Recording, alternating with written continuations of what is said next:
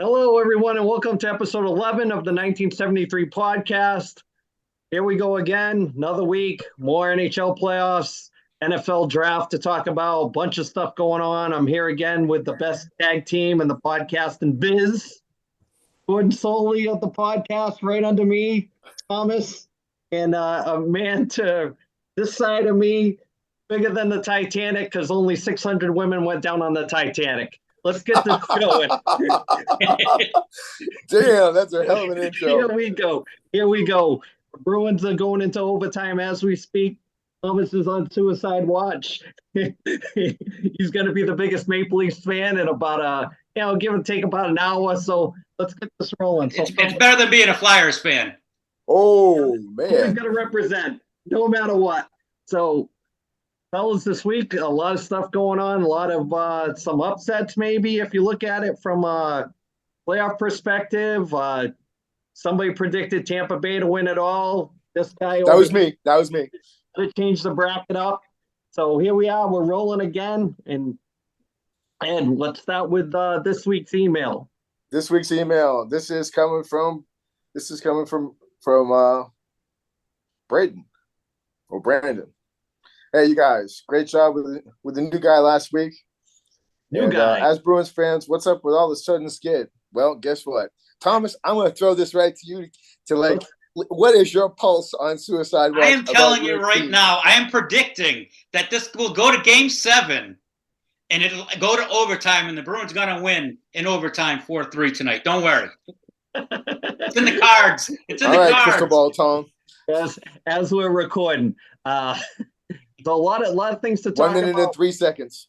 I mean, like I said, anything other than what the whole record of the season reflects. I mean, shouldn't even got this far. I don't know what's going on. You know, they're swapping goalies now. Swayman's in, and they put Bergeron in the lineup, and they dropped 2. So it's surprising. It's surprising to see. Tom, thoughts on Bruins Nation? Well, let me say that I think that Montgomery has been outcoached in this series. And I think the last game, they kind of panicked as a team, which I don't understand because they're all mostly veterans. I mean, they've all been here before. Montgomery, just to me, he didn't counterpunch anything they did. He didn't try to change anything up in game. Just kind of aggravated me. But I think the veteran leadership will take over in this game here. I mean, they've got to expect that it's playoff hockey and nobody's going to roll over this time of year. And the only thing I will say, and I talked to the Portuguese Phantom about this tonight, and the guys like Lindholm have no-showed this entire playoffs. I mean, they all looked scared tonight in the beginning of the game. Everybody was missing on passes. They couldn't get the puck out of their own end. I mean, he had a clear one-timer and he whiffed on it. I mean, it's just, to me, they looked scared in the beginning of the game. What's up with the fans turning on them when they were down by 2?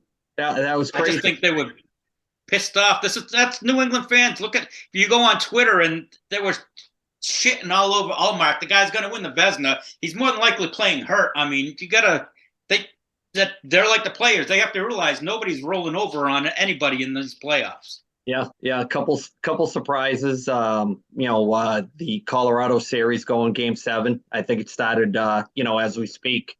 That's a shocker right there. But anyways, Ed, thoughts on the Bruins skid? Well, I think part of it is just that Florida is just playing really, really well. Yeah. The thing is that Florida's stars have stepped up. I mean, the last game, what is it? 3 guys had 2 goals each, right? Yeah. I mean, so their stars have stepped up, and the thing about it is that look, to echo both of your points. Look, it's the playoff hockey, and nobody's going to lay down. So I really think that both teams. I think that it's not really the Bruins playing bad. I just think that Florida is playing just really good physical hockey, and their stars are stepping up. I mean, you have those 2 things, and then the third and lastly, when you have 2 goalies, you don't have any, and that goes the same thing with quarterbacks in the NFL. When you have 2, you have none. And it's the same thing in the NHL. It's the same thing. You got to go with your hot goalie. You got to go with your goalie. Yeah, Florida is playing the series like it's the Stanley Cup for the effort that they're putting in. Monitor is on fire. I mean, what's he got 6 goals in the series from D? I mean, that's crazy. I mean, that's credit to him and former Flyer that they let go, Radko Gudas, playing what he's brought in for. So, I mean, he was on Tampa Bay last year, and credit to him for the way he's playing. And thoughts on any of the other series going further, Tom? Like, what do we got still left? The Stars series with the Wild still going on. I to be honest with you, well, Dallas won that series, right? Yeah, they did. They did. They look tough. I mean, Ottinger, I'm really impressed with him in that. He's really surprised me, and they've got some. I mean, they've had some good draft that Robertson. I mean, Rupe Hintz, or whatever his name is. They've got some good young guys. I mean, I don't like watching them, but it's just, and they got to get rid of those god awful jerseys, that glow in the dark jerseys that they have. The Islanders Carolina series went as planned, 4-2, predicted in 6. So they're moving on. Any rest you get in the playoffs to a certain extent is good. You have the Kings and Oilers series that went 6, and that was definitely a surprise. Yeah, that was a shocker. And they're waiting to play the winner of. They are playing the Knights. Yeah, the Knights moved on. That was an ass kicking. What do you think of Bonus calling out the Stars of the? Man, I love it. I love it. I think part of it is that, look, man, and look, it's the NHL. And the thing about it is that, look, I mean, Rick Bonus brought up a great point.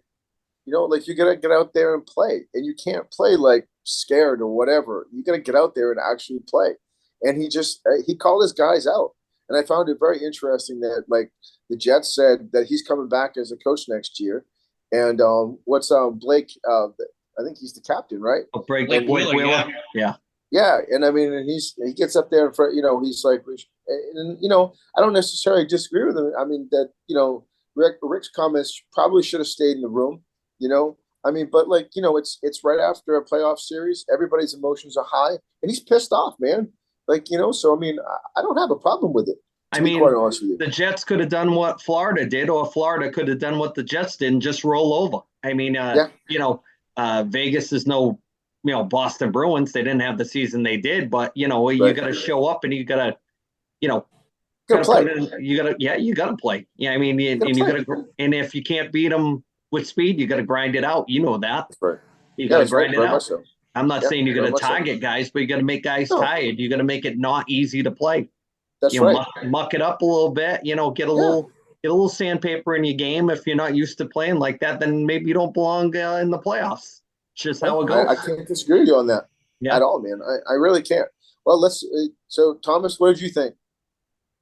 I'm impressed with Vegas, but I got to say, I'm glad. I'd like to see Bonus. I think more coaches should call out their stars. These stars are so coddled and babied that I just think you need to go like old school, not totally go Mike Keenan and go nuts and stuff, but you gotta hold these guys accountable sometimes. Yeah, it's not the 80s or into the 90s, but that coaching style like Lindy Ruff and Tortorella and we'll say Bonus now are that they're few and far between. I mean, they're getting phased out too, and you're more babysitting talent, and you're letting these guys maybe have too much freedom with creativity with some stuff, but who knows if it's working. I mean, is Matthews the guy that gets Toronto over the hump for what they needed to do all these years, where they've had so many superstars come through that organization and not be able to do it? So, I mean, 67's the last time they won. So just figure how many stars have come through that organization. And is Matthews the guy? I mean, is it the right time for them? Who knows? I mean, the fans were chanting, "Bring on Boston" after they won that series last night. So, which you can see on the Facebook page, because if you don't belong to the Facebook page, 1973 podcast page, go and join. We post all kinds of stuff on there. Shameless plug. Shameless plug alert. Shameless plug alert. We're cheap.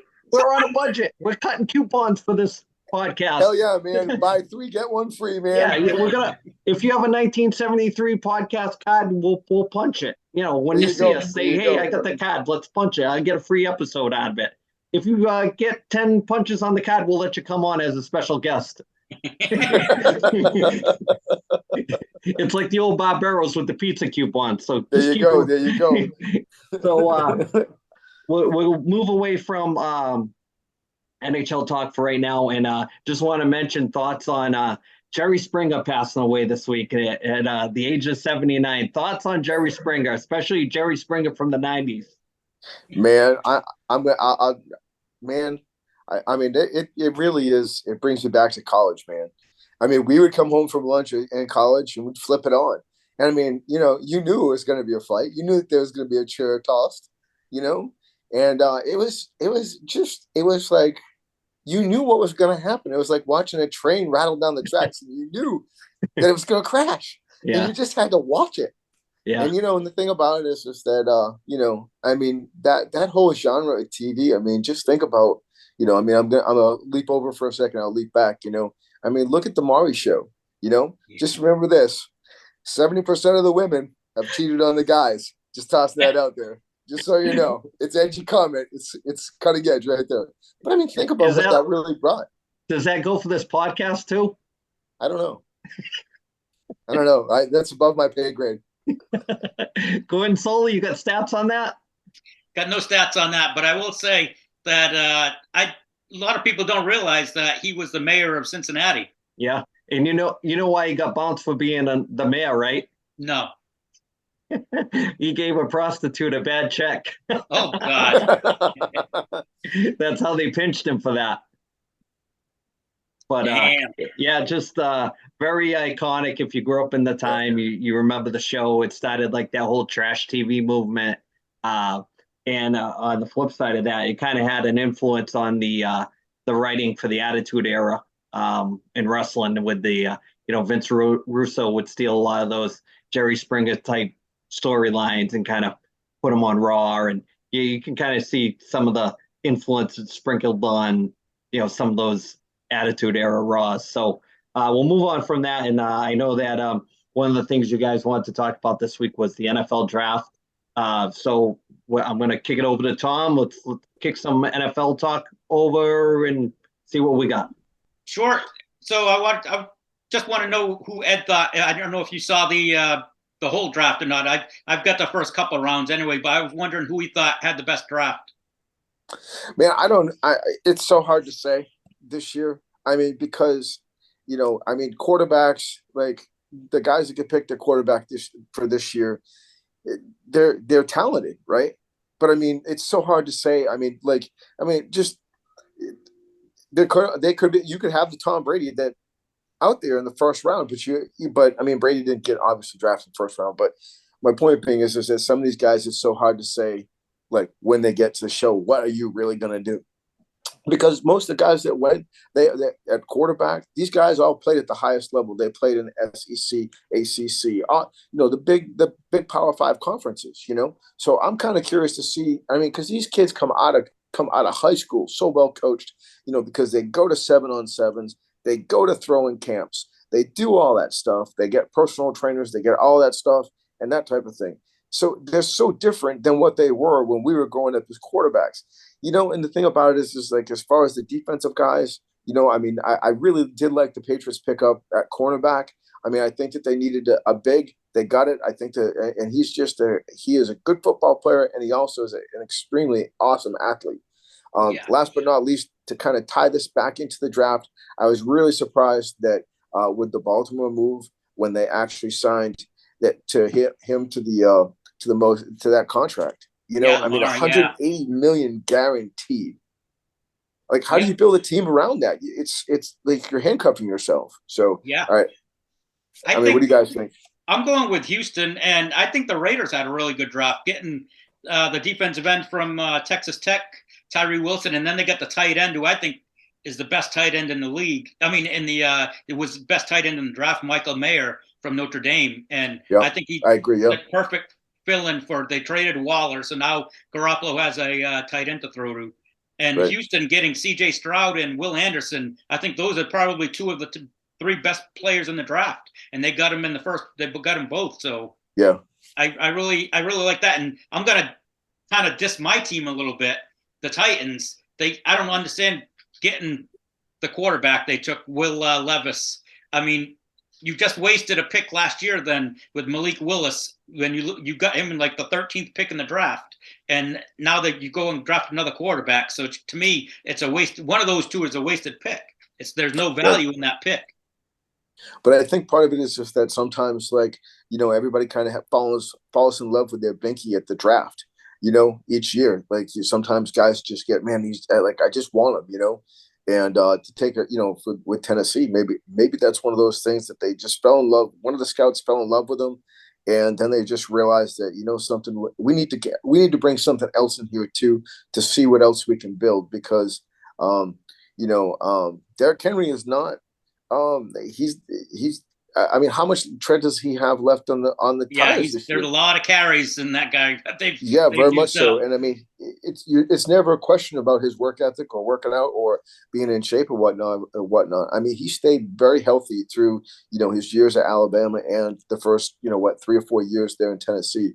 So I mean, I think that part of it is they're trying to find their identity again. And I mean, granted, they're going to be a very well coached team because that's what Vrabel does. Yeah. So that's my take. And I think that having Vrabel is like probably the most successful guys coming off the Belichick branch, to be honest with you. I mean, sure. he's really done well for himself there. I don't know. I think they've gotten rid of the GM and the team president. So I think, unfortunately, he's going to be the scapegoat in the next year or two. But I think they're on their way downward now with Tannehill's on his last legs. They're even talking. There have been rumors of trading Henry. I don't think they'd be crazy to. I think, but I mean, it is what it is. That's the nature of the business. I mean, I was just. It's very interesting to see. I didn't see a lot of wide receivers taken in the first round or the second round. Am I correct in saying that, Tom? Yeah, I think there was only 2 in the first round. The guy from Ohio State there, Jackson Smith and Jigaba or whatever his name. I can't even think of his name. And then I think Jordan Addison went from USC, went to the Vikings. So I think he'll start for them with right across from Jefferson. I really like that pickup. Yeah, I think it's one of those things where Minnesota is definitely going to be one of those teams. I mean, especially with Aaron Rodgers leaving Green Bay and going to the Jets. I mean, like, who would ever have thought that Mac Jones would be the 4th best quarterback in the AFC East? Yeah. I mean, it's hard to believe, I mean, look, Belichick is not Mr. Exciting, but man, he really is the greatest coach ever. He's right up there on the Mount Rushmore of coaches. I mean, with, Chuck Noll, with Don Shula and that type of thing. I mean, Vince Lombardi, Tom Landry. I mean, so it's really hard to say that, but I mean, when you really look at it, is that Belichick always seems to find good football players. Like, they never got out-competed last year. They definitely got out-coached in the offensive side of the ball. Yeah. So when you have a defensive coordinator, that's a natural defensive coordinator as your offensive coordinator, that's a recipe for disaster. I mean. Oh, of course, yeah, for sure. But I also think that the Patriots are kind of going through that, searching for that identity. Now we're what, 3 years post Brady now, and I think that's really what's happening. And I mean, obviously, I am the mouth of the South right there. See, I live in the South, so you got to show the megaphone. Show the megaphone. Oh yeah, show the megaphone. Yeah. So I mean, I even brought props tonight. I mean, this is the type of budget that we're on. I have a megaphone that doesn't work. I can't talk through it, but hey, the thing about it is a megaphone, and so I mean, I went with props tonight, trying to, like, look, I had to get a megaphone that was not part of the budget, okay, just for the FYI. I see you spent a lot of money on a hanger too. I did, yeah, very much so. That's what I do. I roll big down here. I don't have a lot of Ric Flair drip, That's not legal in some states. Well, it's not. I wasn't talking about that. I was talking about the the jet flying, the Rolex wearing, that's what I'm talking about. The other stuff, nah. I never heard of it. What are you talking about? I don't know what you're talking about. Anyways, Tom, thoughts on the draft to kind of bring it all back together, or? Well, I think overall, I think the team and even the Eagles had a really great draft. I mean, they drafted, I think, 3 guys from Georgia who they were the national champs now. So I just think it was an interesting draft. The only thing I would want to complain about the Pats, and Belichick always does stuff like this, is 4th round, he picked a kicker. You'd hardly ever see that. And the surprising thing is there was somebody drafted in the 3rd round that was a kicker. So you never see that. Wow. That's very true, Tom. Very true. Don't usually those guys go undrafted and they just most of them go undrafted. Yeah. They kind of find them floating around some soccer field somewhere, or somebody's brother-in-law that needs a job. Well, guys, bad news. Bees just lost. No. Yep. No way. No way. I'm watching it right now. No. I can't tell you who scored because I'm on my phone, but they just. No. Yeah, they're already in the handshake line. Oh, man, I'd hate to have a Panthers jersey on at the Garden right now. Imagine that. Oh, my God. I can't even imagine. That's brutal. This is the end I think this is it I think Bergeron's gone. Krejci's gone. I don't think the ownership is going to sign any of those new guys back because of, I think it was your old guy that might have scored, AC. I think it was Verhaeghe.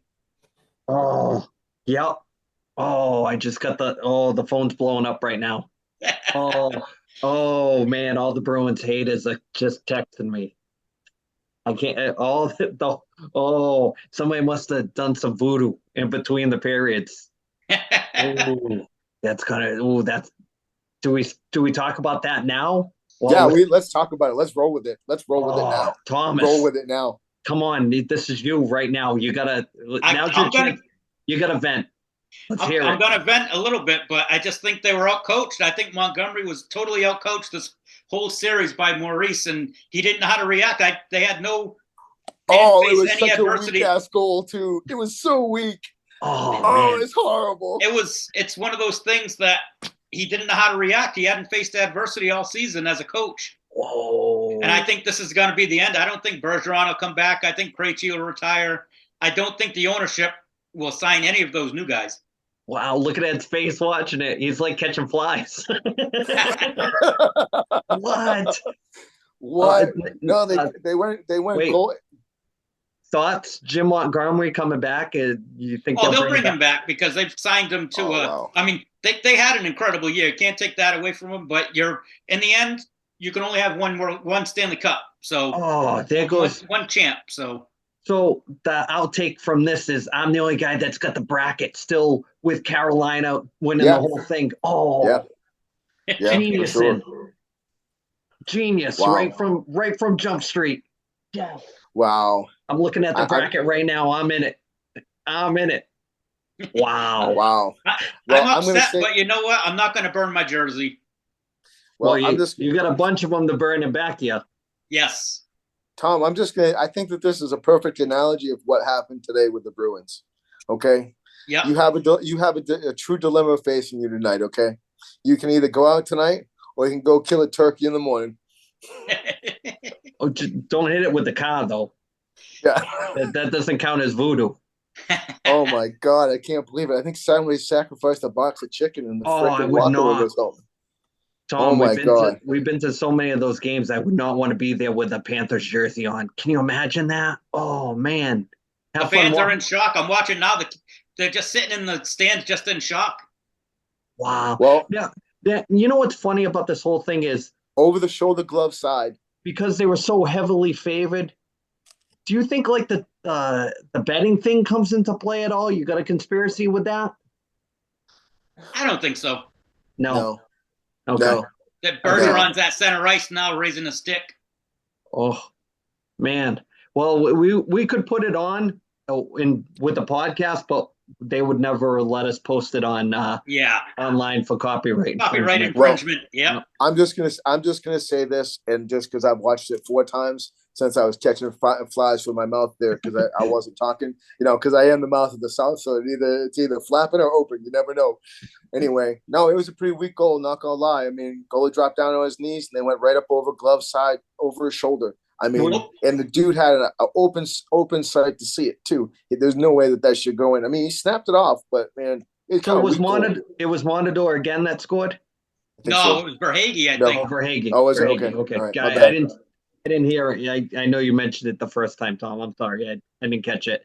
No, it's all good, man. I'm in shock that they actually lost. I can't believe it. Bergeron, that he's hugging all the teammates. Each teammate's coming up hugging him before they go to the locker rooms. I'm pretty sure this is it for him.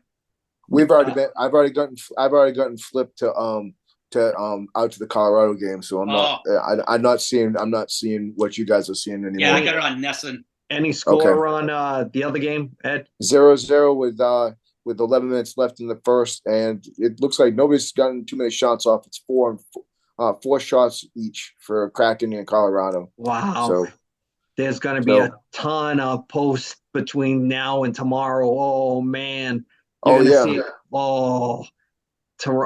man. We'll see when Florida plays Toronto, if they're legit, if they can give them a run.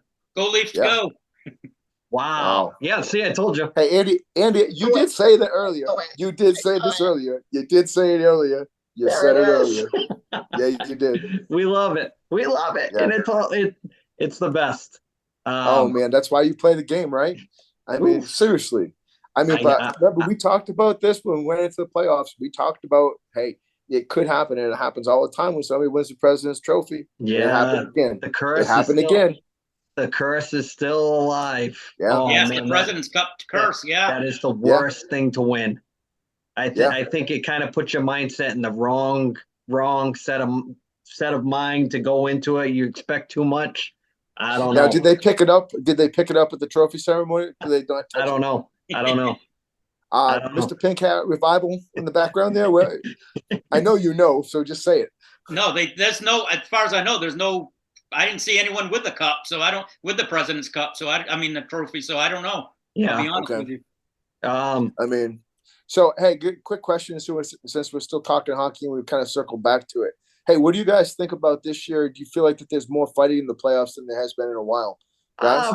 Fighting, no. Scrums, yeah. I mean, the face washing and all that stuff used to be the dirty plays like Cale Makar hitting that dude, and then who was it that hit Coughlin that broke his neck the other night? Yeah, but that one was. I mean, come on, guys, we've all played. I mean, that one was it. I mean, it's terrible about what happened, but I mean, it didn't look like it was one of it was a vicious intent. It wasn't like that. That's my thought anyway. You know what's got to stop is the guys that get brushed and they try to sell a call. Yeah. Even the guys that are talented do it now, and it's too much. It's too much. The soccer flop. Yeah, man up. That's what I was talking about the changing of the guy with the old school, the new school. That stuff's got to stop. Play through it. Be a man. Play through it. Yeah. I mean, if it's blatant, they're gonna catch it. But the head whips for the stick running across your face, and it's your own stick that got hit in your face. Come on, relax. Yeah. Let's play through it and try to win a series. But anyways, we're gonna have a lot of time. We're gonna wind down. Tommy's gonna close it out with his pick of the week. Tom, what do you got for a pick of the week? My pick of the week, because my salary is so low for this show, I have to go to a CD. So I'm going with Alice in Chains, Dirt. My favorite. Nice. My favorite one. And it's a perfect CD for right now because, I'm so depressed that the Bees lost. It's down in a hole. Down in a hole. And I heard a good story about this when they were recording it. It was right during the Rodney King riots. Right when they were filming it, and Jerry Cantrell was in a package store buying some booze, and people were coming into the package store he was in, and they were looting. So he ran out, and they somehow got all the band together, and they actually went to Joshua Tree Desert and hung out there for 4 or 5 days until the riots went down. But they actually brought the guy from Slayer, Tom Sayara. Is that his name?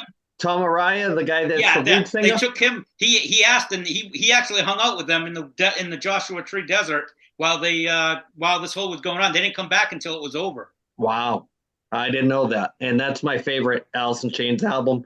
A lot of good tracks on that. Oh yeah. I think pound for pound, that's their best record. They don't have a big catalog of stuff, but as far as the overall vibe of that, they're my favorite. Out of all the grunge bands, that's my favorite grunge band. They're the most metal out of the grunge bands. A lot of influences from Sabbath. They were even big Kiss fans, and the way I feel about all those bands influenced by Kiss. And you'll after Kiss is gone, you'll hear more bands who'll admit that how much they were influenced by them. But that deep sound that they have on that, the production, great, great, great album. If you've never heard it, that's a must own. If you don't have it, best one to buy. And thoughts on that album? No, I agree. I just, man, top to bottom, just great album, man. I mean, just remember like going for rides, listening to that in either the Jeep or the dune buggy, Just saying, man, just, Yeah, you know, yeah. Well, hey, everything. I don't even think I had a CD player in that Dune buggy. I think it was cassette. I think you had to make a mixtape to throw something in that. the mixtape. Yeah. Yeah. Hey, one serious thing about housekeeping. Just want to say this quick. This isn't. We normally bring up the Portuguese Phantom, but I got another person. It's Spartan 6. It's going in for a little procedure in on Tuesday. Keep them in your thoughts. Keep them in your prayers. Cool. Yeah. Good luck. Yeah. Tom, any quick shout outs before we bounce on this episode? I want to give a shout out to our buddy Hav. I know this past week was a tough one for him, but you got through it, buddy. And we'll see you when you see you. Yep. Hav, we're thinking about you. We're thinking about everybody that follows the episodes every week. And great job last week, Chris. We're thinking about you, and we'll get you back on. Chris. Yeah, great job. Nothing but positive feedback from that. So, like, subscribe, keep following us on the channel, and keep it growing a little bit every week. We're just chipping away, and we're on a budget. Let's get it going. If you ever see a big guest on here, we're making money. So, but until then, we're gonna get a couple other people on here for special appearances, and get a little couple different things going, and for sure, man. Yeah. So until next week, the Bees are out. So Tom's all Toronto now. Next week. Go Pats, go! Patriots fan now. We're on the football. Wow. You'll see next week there'll be a Cujo jersey hanging in the back. Guaranteed. I guarantee. No way. I have the Van Breesbrook Florida Panthers. I like it. Go with that. So until next week, we'll see everybody later on. See you guys. Later.